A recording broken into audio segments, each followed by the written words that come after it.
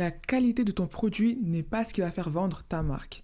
Je sais, ça fait mal à entendre, surtout quand tu as passé des mois à perfectionner ta formule. Chaque semaine, je reçois un appel des créateurs de marques de cosmétiques qui me disent « Mon produit est excellent, vraiment, mais je ne vends pas. » Encore, je ne comprends pas, ma formule est plus efficace que 90% de ce qui existe sur le marché. Et pendant ce temps, d'autres marques avec des produits corrects mais pas exceptionnels explosent. Les clients sont fans, leur communauté grandit chaque jour, leur chiffre d'affaires décolle. Je m'appelle Fatou et depuis plusieurs années, j'accompagne des créateurs passionnés à transformer leurs projets cosmétiques en une marque irrésistible qui attire des clients. Aujourd'hui, je vais te montrer pourquoi avoir un excellent produit ne garantit rien et surtout ce qui fait vraiment la différence. Cette vidéo va peut-être bousculer certaines de tes croyances, mais si tu restes jusqu'au bout, tu vas comprendre exactement ce qui bloque ta marque et comment le débloquer. Il y a une croyance profondément ancrée dans l'entrepreneuriat cosmétique. Cette croyance, c'est « si mon produit est vraiment bon, il va se vendre ». Et je comprends totalement d'où ça vient. Tu as investi des mois de recherche, des milliers d'euros. Tu as choisi chaque ingrédient avec soin. Tu as testé, ajusté, perfectionné. Alors forcément, tu te dis que ce travail va payer, que les gens vont reconnaître la qualité de ton produit. Mais voilà la réalité, dans la cosmétique, il y a des centaines de marques qui créent d'excellents produits, des formules travaillées, des actifs concentrés, des textures incroyables. Et pourtant, beaucoup ne vendent presque rien, pendant que d'autres, avec des produits tout à fait corrects, cartonnent. Laisse-moi te donner un exemple concret. Tu connais peut-être The Ordinary, une marque devenue culte en quelques années. Leurs formules, elles sont simples, minimalistes, mais pas révolutionnaires. D'ailleurs, beaucoup de dermatologues te diront que leurs produits sont corrects, mais qu'il existe des formules beaucoup plus abouties sur le marché.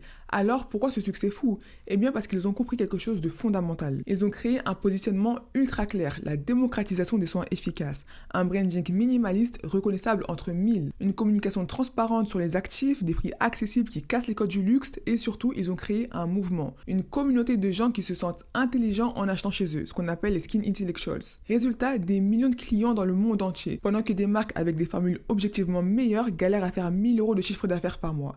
Et c'est là que ça fait mal, parce que le consommateur n'achète pas le meilleur produit, il achète le produit qu'il connaît, en qui il a confiance et qui correspond à son identité. Si tu ne comprends pas ça, ton produit restera invisible, peu importe sa qualité. Laisse-moi te partager deux situations que je vois constamment. Je vais te donner des exemples fictifs pour faciliter la compréhension, mais ils sont directement inspirés de ce que j'observe régulièrement. Deux créatrices, deux approches complètement différentes, deux résultats totalement opposés. Imaginons une créatrice qu'on va appeler Sarah. Sarah a développé un baume réparateur exceptionnel. Elle a passé 18 mois sur la R&D, travaillé avec un laboratoire spécialisé, fait des tests poussés pour prouver l'efficacité de son produit. Les résultats des tests sont impressionnants. Amélioration de l'hydratation de la peau de 42% en 2 semaines, réduction des irritations de 67% en 10 jours, des résultats cliniquement prouvés. Elle a investi plus de 15 000 € dans la formule seulement, pour avoir un produit exceptionnel et supérieur à ce qui se fait en termes de qualité sur le marché. Les ingrédients sont premium, des beurres bio, des huiles rares, des peptides de haute qualité, une texture riche mais qui pénètre parfaitement. Sarah vend son produit à 28 € pour les 50 ml, ce qui est totalement correct pour la qualité. Résultat, après 8 mois d'activité, Sarah fait 10 ventes par mois. 10 ventes, elle ne comprend pas. Son produit est objectivement meilleur que 90% de ce qui existe. Elle a les preuves scientifiques, les tests cliniques, la qualité est indéniable. Mais quand on regarde son approche, eh bien son site c'est une page produit avec la liste des ingrédients, les résultats des tests affichés, les bénéfices techniques, aucune émotion, aucune histoire, aucune connexion. Son Instagram c'est 420 followers après 8 mois d'activité, des posts espacés qui parlent uniquement de R&D, de formulation, de pourcentage d'actifs. Sa communication ça va être un truc du genre baume réparateur aux actifs scientifiquement prouvé pour peau abîmée, comme le font 300 autres marques. Son positionnement, il est impossible à définir. Pour qui exactement? Pourquoi elle? Qu'est-ce qui la différencie vraiment au-delà de la qualité?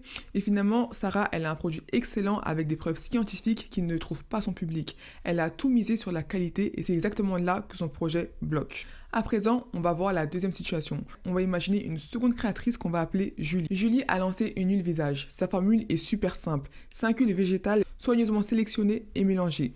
Aucune R&D poussée, pas de test clinique. D'ailleurs, si on compare objectivement les deux produits, le baume de Sarah est techniquement supérieur. Formule plus travaillée, test prouvé, ingrédients plus rares. Finalement, l'huile de Julie, elle est correcte. Elle n'est pas exceptionnelle, mais elle est correcte. Et elle vend son huile à 32 €, ce qui est plus cher que le baume de Sarah. Mais quand on regarde ce que Julie a fait différemment, eh bien Julie, elle a passé 3 mois à définir son positionnement, à comprendre en profondeur sa cliente, à créer un univers de marque cohérent. Et quand on regarde son storytelling, eh bien Julie a développé l'huile des femmes qui refusent le superflu et reviennent à l'essentiel. essentiel. Son positionnement, il est ultra clair et ultra précis. Pour les femmes de 35 à 45 ans, fatiguées des routines en 10 étapes, qu'ils veulent de la simplicité et de l'efficacité, qui n'ont ni le temps ni l'envie de décrypter des listes Inky interminables. Son branding, il a été travaillé avec une directrice artistique, il est épuré, il est élégant, il est apaisant et chaque visuel respire le calme et la sérénité, avec des couleurs douces, des photos qui évoquent le bien-être, une cohérence parfaite sur tous les supports. Son site, il a été pensé pour l'expérience utilisateur, avec une navigation fluide, des photos magnifiques, un storytelling émotionnel. On voit presque pas la liste d'ingrédients. On voit des transformations, des témoignages, des moments de vie. Au niveau de sa communication, Julie est constante. Elle poste 3 à 4 fois par semaine minimum. Sa communication est authentique. Elle partage sa vision, ses valeurs. Et puis, elle est très connectée. Elle répond à tous les commentaires. D'ailleurs, Julie a investi 5 000 € dans sa stratégie de communication dès le lancement, avec un shooting photo professionnel, des publicités ciblées. Elle a collaboré avec 3 micro-influenceuses ultra alignées avec sa cible. Et quand on regarde son packaging, il a été pensé pour l'unboxing, avec une petite carte manuscrite pour chaque commande, un guide d'utilisation joli et utile. Et résultat, après 8 mois de lancement, Julie fait 3 000 € par vente. Elle a 12 000 followers ultra engagés, des clientes qui rachètent religieusement tous les 2 mois et qui recommandent même la marque à leurs amis, qui défendent la marque face aux critiques. À présent, récapitulons les différences entre Sarah et Julie. Sarah a un produit objectivement supérieur. Elle a passé 18 mois en R&D, 15 000 € de dépensés dans la formule, des tests cliniques prouvés et après 8 mois de lancement, elle fait 10 ventes par mois. Quant à Julie, qui a un produit correct mais pas exceptionnel, qui a une formule simple, elle a dépensé 5 000 € dans le marketing avec 0 test clinique et après 8 mois, elle est à 3 000 ventes par mois. Et bien, pourquoi une telle différence? Tout simplement parce que Julie n'a pas vendu une huile. Elle a vendu une philosophie, un retour à l'essentiel, une pause dans le chaos du quotidien, une permission de simplifier sa vie. Ses clientes n'achètent pas des ingrédients, elles achètent une identité, une appartenance, une transformation de leur rapport à la beauté. Le produit de Sarah est-il meilleur? Oui. Est-il scientifiquement supérieur? Sans aucun doute. Mais ça n'a aucune importance pour le marché. Parce que Julie a compris ce qui fait vraiment vendre et Sarah l'a découvert trop tard. Maintenant que tu as compris le problème, laisse-moi t'expliquer pourquoi ça fonctionne comme ça. Le consommateur n'achète pas un produit, il achète une transformation émotionnelle. Quand quelqu'un achète un soin anti-âge, il n'achète pas du rétinol ou des peptides, il achète la confiance de se regarder dans le miroir. Quand quelqu'un achète un soin pour l'acné, il n'achète pas de l'acide salicylique, il achète la liberté de sortir sans maquillage. Quand quelqu'un achète un baume réparateur, il n'achète pas du beurre de karité, il achète le réconfort d'une peau apaisée. Et voilà le problème, ton site liste des ingrédients et des résultats de tests. Ton client cherche une émotion et une solution à son problème quotidien. Tu parles formulation et pourcentage, il pense transformation et bien-être. Si tu ne comprends pas cette différence, tu ne vendras pas. Il existe des milliers de marques de cosmétiques avec d'excellents produits. Le consommateur ne peut pas tous les tester. Il n'a ni le temps, ni le budget, ni l'envie de prendre le risque. Alors comment est-ce qu'il choisit? Eh bien, il choisit la marque qu'il connaît déjà. Celle qui a une présence constante sur les réseaux, celle qu'il a vu recommander par quelqu'un en qui il a confiance. Il choisit la marque qui lui ressemble, dont les valeurs correspondent aux siennes, dont la communauté lui donne envie d'appartenir. Et tout ça, ça se construit avec un positionnement clair, un storytelling authentique, une présence régulière et une communauté engagée. Pas avec 3% de niacinamide en plus dans ta formule, pas avec des tests cliniques supplémentaires. L'achat d'un produit cosmétique, c'est une expérience globale. Ça commence bien avant que le client ouvre ton produit. Ça commence sur ton site web. Est-ce qu'il inspire confiance? Est-ce qu'il est moderne?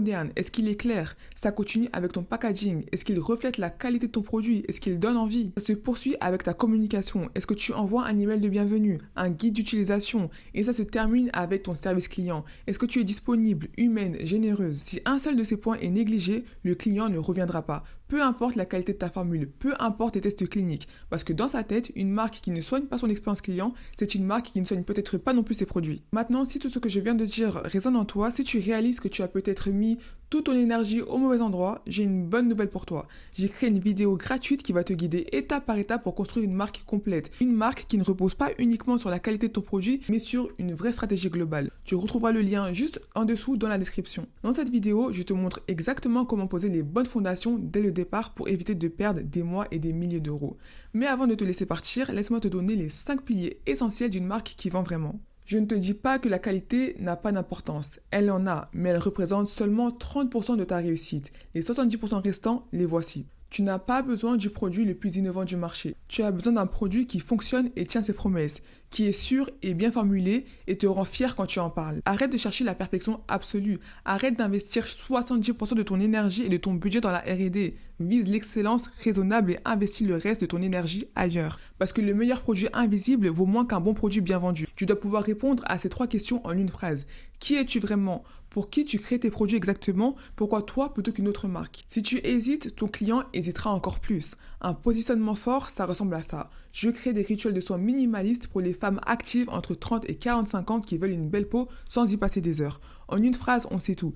Qui tu es, pour qui et ce qui te rend différente. Dans un marché ultra compétitif, être clair, ce n'est pas une option, c'est une survie. Les gens n'achètent pas des produits, ils achètent des histoires auxquelles ils croient. Alors, raconte la tienne. Pourquoi tu as vraiment créé cette marque? Pas la version marketing, la vraie raison. Pour qui tu le fais? Ta cliente idéale, celle que tu comprends profondément. Quel changement tu veux créer dans le monde, au-delà de vendre des pots de crème? Par exemple, j'ai créé cette marque le jour où j'ai réalisé que prendre soin de ma peau était devenu une corvée au lieu d'un plaisir. Parce qu'il y a énormément de femmes qui réalisent leur skincare sans vraiment prendre du plaisir. C'est plutôt une corvée, une tâche quotidienne qu'elles répètent. Et ça parle, ça crée une connexion immédiate. Et c'est cette connexion qui transforme un visiteur en un client fidèle. Chaque interaction avec ta marque doit être soignée. Ton site, il doit être moderne, clair, inspirant. Ton branding, il doit être cohérent sur tous les supports. Ton packaging, il doit être digne du prix que tu demandes. Ta communication, elle doit être chaleureuse et régulière. Ton service client, il doit être humain et généreux. L'objectif, c'est que chaque personne qui achète chez toi pense « cette marque prend vraiment soin de moi ». Parce que cette expérience, c'est ce qui transforme un achat unique en une relation long terme. C'est ce qui fait qu'on recommande ta marque à ses amis. C'est ce qui crée des fans, pas juste des clients. Le meilleur produit du monde ne se vend pas tout seul, jamais. Tu dois créer du contenu de valeur régulièrement pour éduquer, inspirer, créer du lien avec ta communauté. Tu dois construire une vraie communauté, pas juste chercher à avoir des followers, mais des gens qui se sentent concernés par ta mission. Tu dois investir dans des publicités ciblées pour toucher les bonnes personnes au bon moment. Tu dois générer de la preuve sociale avec des témoignages, des contenus créés par tes clients, des avis authentiques. Tu dois optimiser chaque étape du parcours client, de la découverte à l'achat jusqu'à la fidélisation. Le marketing n'est pas en plus de ton projet. C'est ce qui transforme ton projet en un business viable. Je sais que ce que je viens de dire, ça peut être difficile à entendre, surtout si tu viens du monde de la formulation. Tu as passé des mois sur ton produit. Si tu es passionné par les actifs, les textures, l'innovation, ton expertise est précieuse, vraiment. Elle garantit que ton produit fonctionne, qu'il est sûr et qu'il tient ses promesses. Mais elle ne représente que 30% du chemin vers le succès. Les 70% restants, c'est tout ce qui permet à ton produit d'être connu, choisi, aimé et recommandé. Le shift à faire, c'est celui-ci. Arrêtez de penser « mon produit est excellent donc il va se vendre » et commencez à penser « mon produit est excellent. Maintenant, comment je fais pour que les bonnes personnes le découvrent et tombent amoureuses de ma marque ?» Parce que les marques qui réussissent ne sont pas celles avec les meilleures formules, ce sont celles qui créent une connexion émotionnelle forte tout en proposant des produits de qualité. C'est cet équilibre qui change absolument tout. Alors oui, la qualité de ton produit seul ne suffit pas, mais ce n'est pas une mauvaise nouvelle. Au contraire, ça veut dire que tu peux réussir sans avoir le laboratoire le plus high-tech, sans les actifs les plus rares. Tu peux réussir avec un bon produit, bien formulé, un positionnement qui te rend unique, une histoire authentique qui touche, une expérience cliente exceptionnelle et une stratégie marketing solide. Répartis ton énergie différemment. 30% sur ton produit, 70% sur tout le reste. Le positionnement, l'histoire, l'expérience, le marketing. C'est ça qui fait la différence entre une marque qui stagne pendant des années et une marque qui décolle en quelques mois. Et si tu veux savoir exactement comment construire ces fondations, ma vidéo gratuite est juste en dessous dans la description. J'y montre étape par étape comment créer une marque complète qui vend vraiment. Pas juste un bon produit, une vraie marque. Abonne-toi pour plus de contenu sur l'entrepreneuriat cosmétique et dis-moi en commentaire, est-ce que cette vidéo a changé ta vision des choses? On se retrouve dans la prochaine vidéo ou dans la vidéo gratuite si tu cliques sur le lien et moi je te dis à très bientôt.